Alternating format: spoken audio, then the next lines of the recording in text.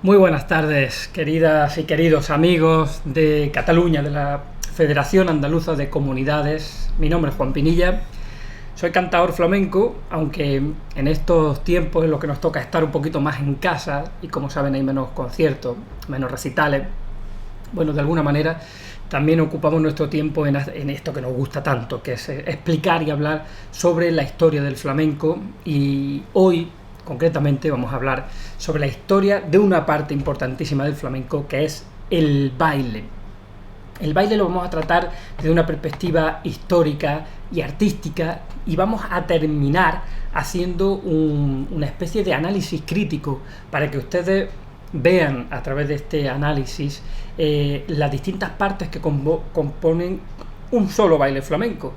Imagínense si es grande el mundo del flamenco, que ya hemos visto en anteriores ediciones y en anteriores charlas,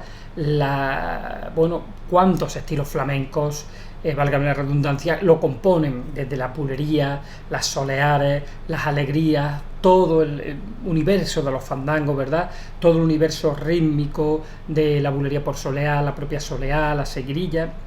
Pues la mayoría de esos estilos cantables, es decir, que se emplean especialmente en el cante, tienen también su traslado al mundo del baile.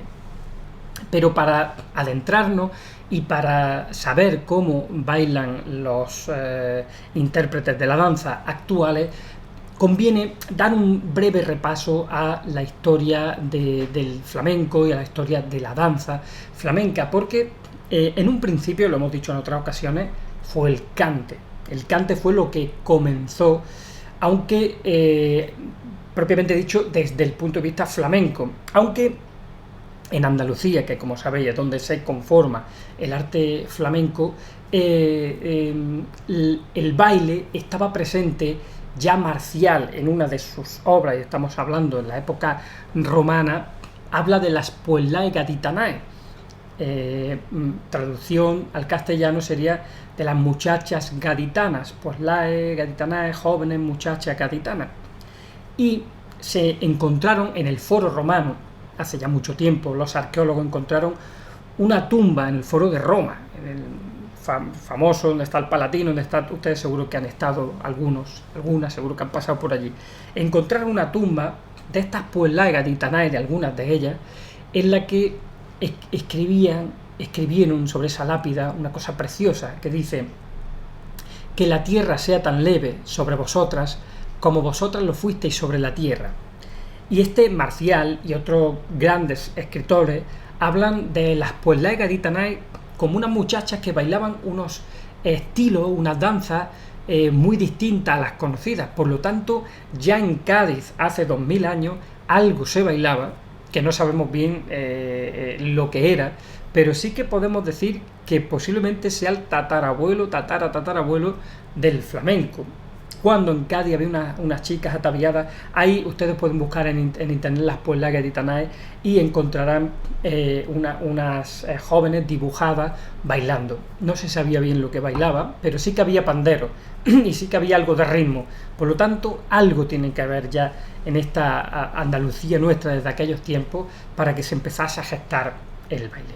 Por lo tanto, hablamos que ya hace 2000 años se encontraban aquí en tierras andaluzas algunos intérpretes de la danza, pero no será hasta el siglo XVIII o hasta el siglo XIX cuando el flamenco, tanto el cante, el baile como la guitarra, empiecen a coger cierta consistencia y empiecen a hacer verdaderas joyas en sí mismas, como un género aparte.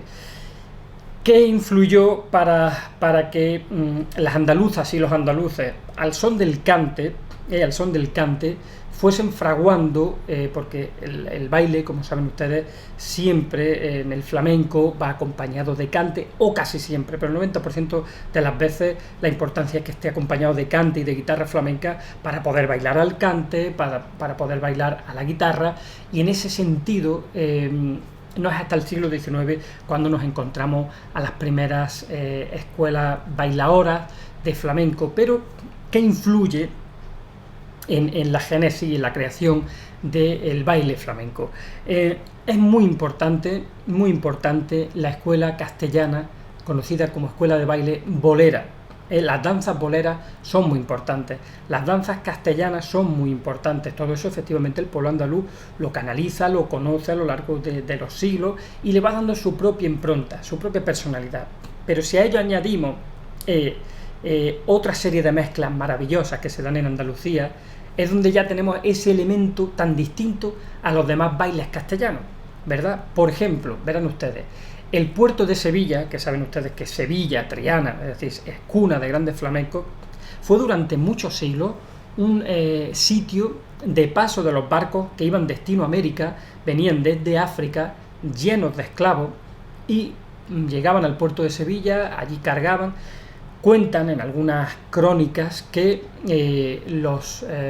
aquellos negros que venían de África, que no sabían seguramente qué futuro les deparaba, a dónde los llevaban, bailaban en corros, hacían sus bailes, y esos bailes de negros fueron de alguna manera imitados, asimilados por los flamencos, por los andaluces, por los sevillanos, y trasladados con el tiempo, al principio por mimética, pero posteriormente trasladados al lenguaje andaluz. Y quizá esa forma de zapatear, si ustedes han visto un famoso vídeo que se hizo viral en el cual hay una tribu africana que está bailando a su manera y le ponen de fondo una fiesta por bulería y parecen efectivamente que están bailando por bulería, pues quizás un poco ese vídeo está hecho sin intención de explicarlo, pero quizás nos dé las claves de ese parentesco axiomático entre el flamenco y danzas africanas. Pero si a todo ello también sumamos la influencia del mundo árabe, tantos años como estuvieron los árabes, los nazaríes, que fue la última dinastía que estuvo aquí en Granada, esa influencia musical y esa influencia de sus propios bailes tan exóticos, fíjense, todo eso se mezcla en Andalucía a lo largo de los siglos, se va mezclando, y es lo que conforma ese baile flamenco tan visceral, ese baile flamenco tan de corazón, ese baile flamenco con ese punto africano, con ese punto de calor que sin duda viene de los golpes del corazón, del sentido, del compás, y que además se adapta a los distintos estilos. No se baila lo mismo por alegría, no se baila lo mismo por soleá, no se baila lo mismo por sevillana, por ejemplo, que también es un estilo flamenco, o por tangos, o por bulería. Cada baile tiene su aroma, tiene su estilo y tiene su propio poderío. En 1831, les voy a leer una cita, el escritor malagueño, y además un gran diplomático, un tipo muy interesante, Serafín Esteban Calderón, escribía en Escenas Andaluzas, que es uno de sus grandes libros en los cuales se basa la flamencología para sacar algunas de las primeras notas de los flamencos, porque el flamenco es un arte de tradición oral, se sabe muy poco sobre sus orígenes. Bueno, pues en 1831 Serafín Esteban Calderón escribía en Escenas Andaluzas, decía: las hileras de gitanillas y muchas bailantes y cantadoras que se agolpaban en su derredor, ven ustedes el lenguaje del siglo XIX, con palillos entre los dedos, eso sí que se utiliza también todavía en el flamenco, con muchas flores en la cabeza, el canto y la sonrisa en los labios, el primor de la danza en los pies. Fíjense qué manera más maravillosa de describir ya un baile flamenco o preflamenco en el principio del siglo XIX. Pero es que los grandes viajeros románticos, como saben ustedes, Charles de Bellier, Alejandro Dumas, Chateaubriand, por aquí pasaron un montón de viajeros románticos, Alejandro Dumas, muchos, Teófilo Gautier, de los más importantes. Cada uno de ellos describía esos bailes flamencos de una manera que les llamaba profundamente la atención. Por ejemplo, Charles de Bellier escribió con mucho detalle sobre los bailes que presenció en tierras andaluzas y dejó dicho que entre estos primitivos escenarios de danza flamenca lo que más primaba eran los bailes del candil. Se llamaban así a los bailes primitivos del flamenco que se celebraban en patios de vecinos, de Sevilla, de Granada, de Cádiz, de Jerez de la Frontera, en las trastiendas también de la Potillería, y en las cuevas del Sacromonte granadino. Nosotros nos encontramos en Granada, por lo tanto vamos a hacer esta referencia, donde efectivamente en las cuevas los gitanos y no gitanos que vivían en el Sacromonte desarrollaron una serie de danzas muy interesantes que son también la génesis o parte de la génesis del flamenco. y Gustave Doré, que eso les convino que ustedes lo busquen, nosotros le pondremos algo, lo dibujó esos primeros bailes del candil. Bueno, el flamenco va saliendo poco a poco más a la luz, se pasa de esa etapa hermética en la que no era nada más conocido en reuniones íntimas y familiares, y aparecen los cafés cantantes a finales del siglo XIX, y esos bailadores que se buscaban la vida en las tabernas, malviviendo, pues suben a los escenarios, empiezan a subir a los escenarios y empiezan a hacerse visibles, especialmente bailadores, entonces se les decía bailadores y bailadoras, se suben a esos escenarios y comparten ya con grandes artistas del cante flamenco, comparten los escenarios y empiezan a demostrar la personalidad propia del baile. Es ahí donde de alguna manera empiezan a fundirse la guitarra, el cante, y los bailadores y las bailadoras empiezan a desarrollar las primeras coreografías. Hasta entonces era algo, digamos, de alguna manera instintivo, pero ahora ya sí empiezan a desarrollarse las primeras coreografías. Por ejemplo, en el Café del Burrero de Sevilla, que fue regentado por el grandísimo Silverio Franconetti, uno de los grandes nombres del flamenco, a partir de 1847 en Sevilla ya empiezan a aparecer incluso algunos cafés cantantes, pero es a finales del siglo XIX cuando estos escenarios recogen a figuras, fíjense, tan importantes como, les voy a mencionar, la Macarrona, la Malena, Rosario la Mejorana, que era la madre de Pastora Imperio, mítica bailadora Pastora Imperio, Concha la Carbonera, las hermanas Antúnez, las Coquineras, la Cuenca, Antonio el de Bilbao, el Lamparilla o el Estampío, por ponerle algunos de los nombres más antiguos de los bailadores del siglo XIX, que fueron los que pusieron las mimbres para ya que en el siglo XX el baile flamenco se hiciera mundialmente conocido y universal. Estos bailes entendemos que eran muy poco técnicos, eran más bien bailes que salían del corazón y que iban muy en consonancia con lo que se estaba cantando, muy intérpretes de la voz, muy intérpretes de la palabra y muy intérpretes del sonido de la guitarra. Pero con el declive de los cafés cantantes en el siglo XX empiezan las grandes trupes, las grandes compañías, y empieza el flamenco también a expandirse de alguna manera. Hasta tal punto que en la exposición de 1900 en París ya viajan bailadoras como Chata la Jampona y sorprenden a los parisinos con ese baile tan exótico y tan maravilloso. O Vicente Escudero, en principio del siglo, se lleva un barco lleno de flamencos a bailar en la Gran Manzana de Nueva York. Es decir, el flamenco se empieza a internacionalizar, los agentes artísticos empiezan a interesarse por el baile y de pronto los bailadores ya en el siglo XX comienzan a exportarse, comienzan a viajar, especialmente a América, especialmente a los Estados Unidos. Y es ahí cuando aparecen, por ejemplo, figuras como Antonia Mercé la Argentinita o como la Argentina, que no hay que confundirlas, son distintas, aunque las dos son grandes artistas. Mucha influencia también y mucha importancia tendrá en esta maravillosa difusión del flamenco internacional los grandes intelectuales de la generación del 27, que en sus libros hablan ya de ello, o músicos como Manuel de Falla, como Isaac Albéniz, que introducen en la música clásica elementos del flamenco, y eso hace que de alguna manera se interesen en el mundo entero. Pero es la Argentinita, la que, hermana por cierto de Pilar López, y Vicente Escudero, los que a principios del siglo XX se arman de valor y con esas grandísimas dotes artísticas empiezan a crear escuelas, empiezan a generar coreografía, empiezan a dotar. Incluso Vicente Escudero escribe un decálogo sobre el baile flamenco, lo que había que hacer bien, lo que no había que hacer para bailar, en su impresión de él, para bailar macho, porque era muy diferente el baile de mujer al baile de hombre en esa época.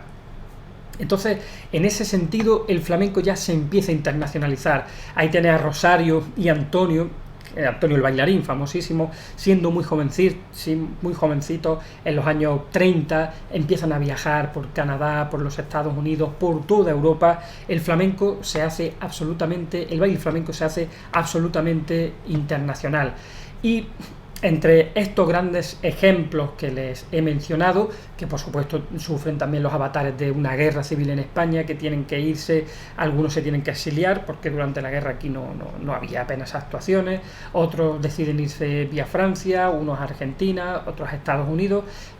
y no sería ya hasta los años 50 cuando vuelven algunas figuras más que del exilio, de su largo periplo por los teatros internacionales.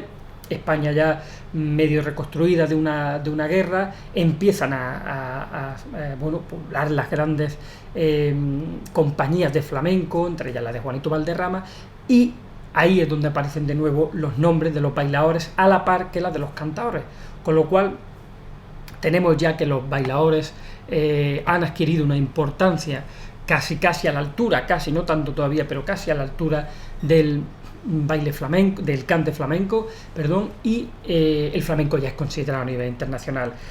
Otro nombre fundamental es el de Carmen Amaya, esa grandísima Carmen Amaya, nacida en Cataluña, nacida en el barrio de Somorrostro de Barcelona, que también en los años 20 y en los años 30 viaja a los Estados Unidos, que se exilia cuando la guerra, pero que vuelve ya en los años 50 convertida en una gran dama del flamenco y de la danza universal.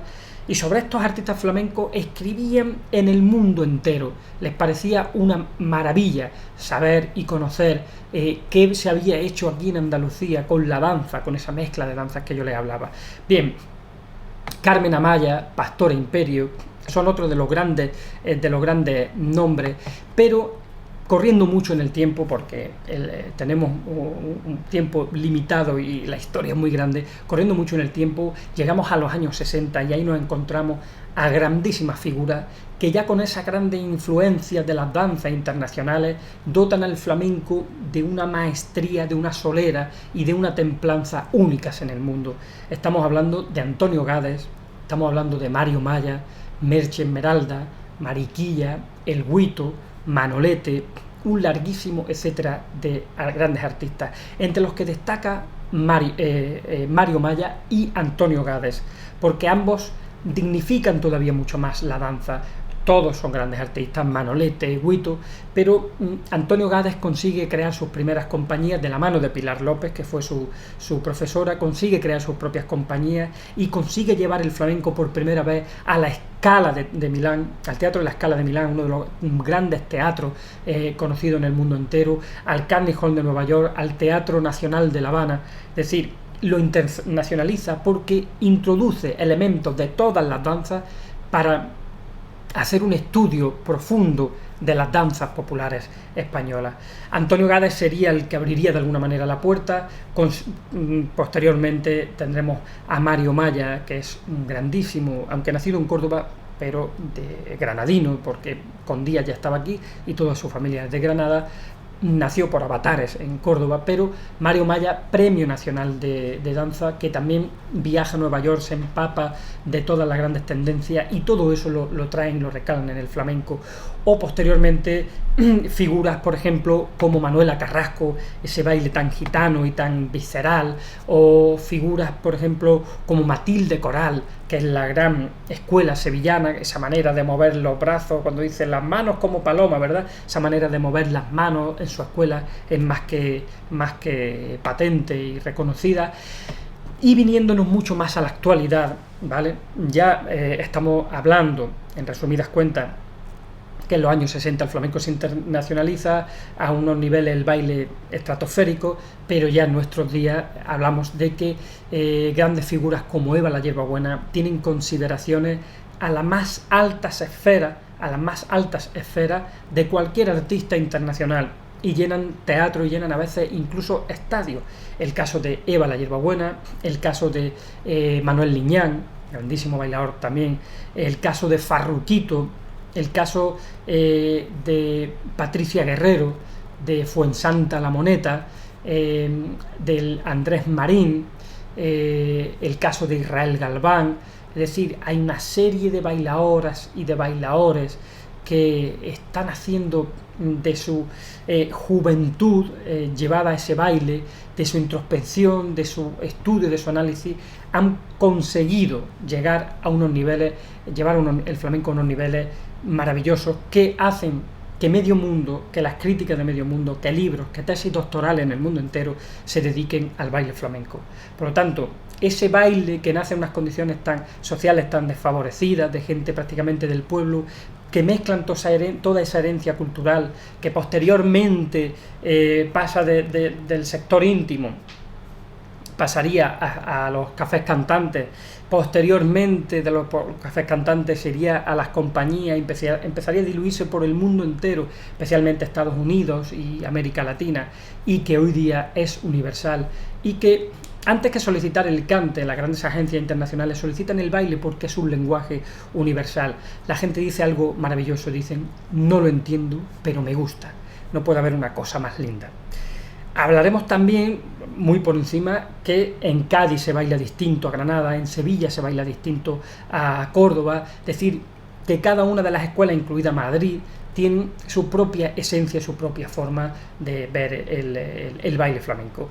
Y insisto mucho, aunque les he dicho al principio que cada baile se hace de una manera, vamos ahora, si les parece ya en estos últimos minutos, vamos a dar un repaso a un baile, en este caso un baile de Mario Maya, por alegría, para que ustedes sigan conmigo todas las estructuras del baile, vean la importancia que tiene el cante, vean cómo el bailaor o la bailaora tiene que basar su danza en el cante, cómo le bailan al cante, cómo le bailan a la guitarra y cómo se estructura todo un baile, para que ustedes vean cuántos elementos intervienen y qué grande y qué interesante es este mundo del baile flamenco. Pues comenzamos con estas alegrías. Veis que empiezan, pone cantiñas porque las alegrías de Cádiz se engloban dentro del mundo de las cantiñas de Cádiz. Veis que empieza una guitarra que está sonando a Cádiz, Ángel Cortés, y aquí tenéis a Paco Cortés, otro gran guitarrista. ¿Veis? Esa modulación es de alegrías de Cádiz. Se mide así: 1, 2, 3, 4, 5, 6, 7, 8, 9, 10. Ahí tenéis a Antonio Cuevas el Piqui, cantador que murió muy joven en los años 70 en Madrid, cantador granadino también. Y estamos con el baile del maestro, grandísimo maestro, Mario Maya.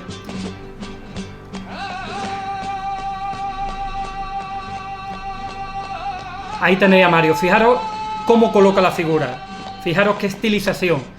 El cantador acaba de hacer una entrada. Esto se llama entrada. Salida. Sin letra.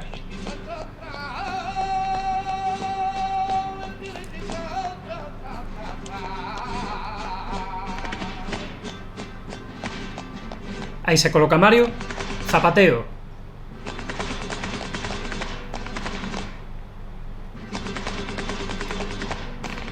Esto es un preludio a la letra que viene ya mismo, ¿veis? Está haciendo una llamada.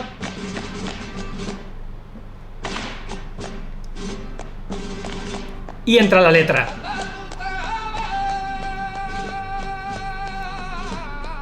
Cantiñas del Pinini. Fijaros, Mario, qué de recursos tiene, qué moderno era en los años 70. Todo perfectamente a compás, no se sale nadie del ritmo.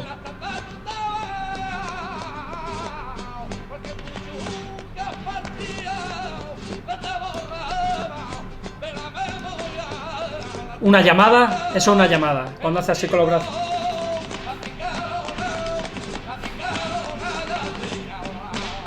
¡Ole! Fíjense qué juego de ritmo. Todo perfecto, perfecto en el encaje, en el ritmo y en el compás milimétrico.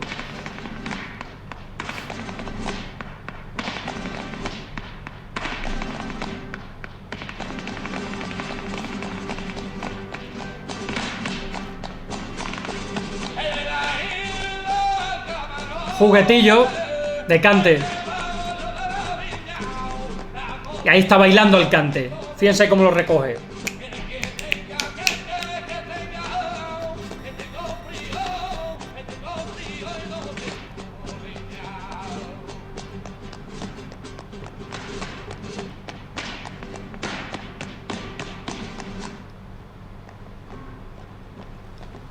Se recoge, ¿veis? Su giro, marcando ahora las palmas a compás. Ha hecho ya dos letras, digamos, ¿no? Bien, por ahí una llamada aquí. Y entra en lo que se llama una escobilla sobre una coreografía de la guitarra.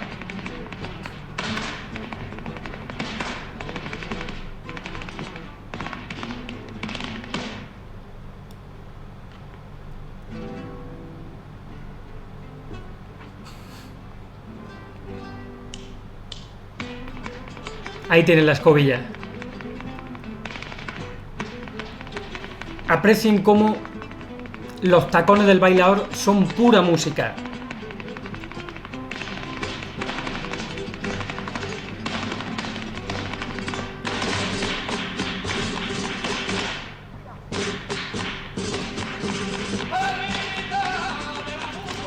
Castellana. Esta parte se llama castellana.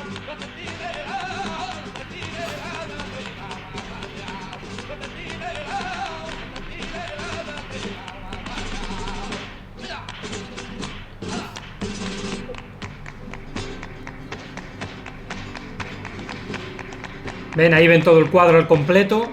La guitarra, la voz, las palmas y el baile al tiempo. Otra escobilla.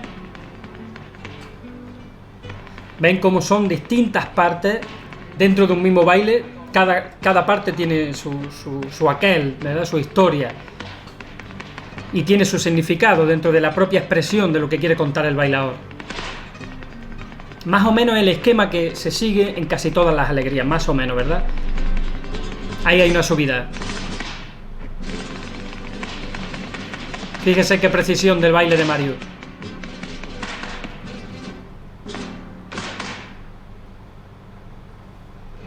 Esto se llama silencio.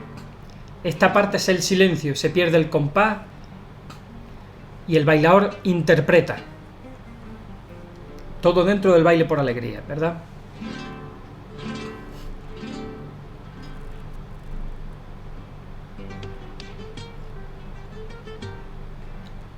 Fíjese qué estilización,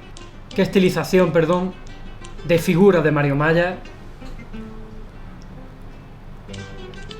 Qué sensibilidad y qué delicadeza, ¿verdad? A la hora de...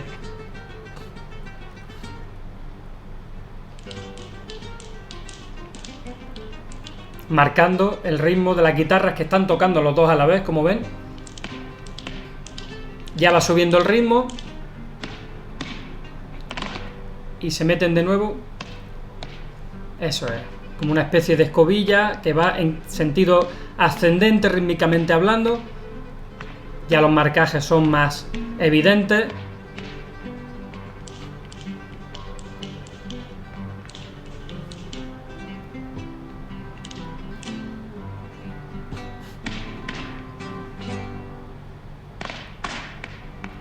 Ahí va subiendo el ritmo. Ahí va recuperando el ritmo y la pulsión que venían ya en la alegría.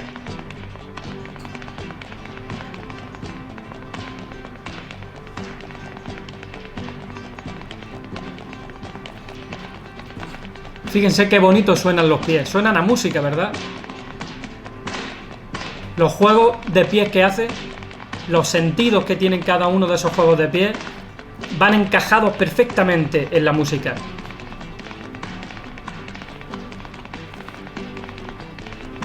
¡Qué belleza! ¡Qué bonito!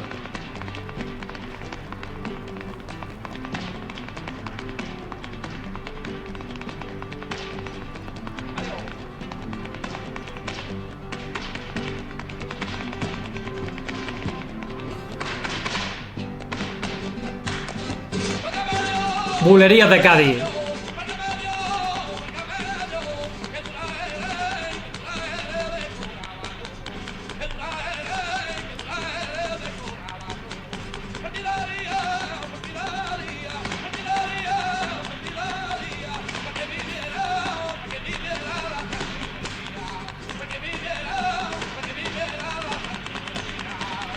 Ya estamos en las bulerías, que es la parte final.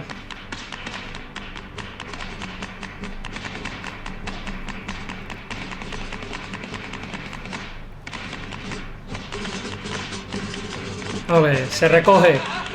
Es una bulería de Cádiz propiamente dicha. Eso que está haciendo el Piqui. Con el caray, caray.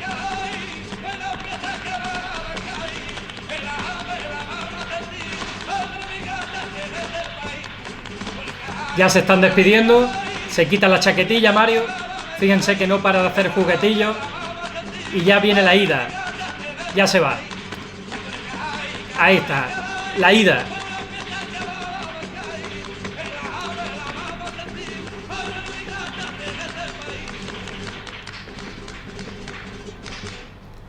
Bueno, han visto ustedes que es una maravilla a todas luces, un baile perfectamente orquestado, un baile maravilloso en el cual la coreografía, la orquestación, la musicalidad y por supuesto esa genialidad del bailaor crean un poema visual sobre el escenario que, ese es el gran misterio, hoy día sigue sorprendiendo, sigue abriendo la boca y el corazón de millones de personas que se acercan a contemplar el baile flamenco en toda su plenitud en los teatros de medio mundo.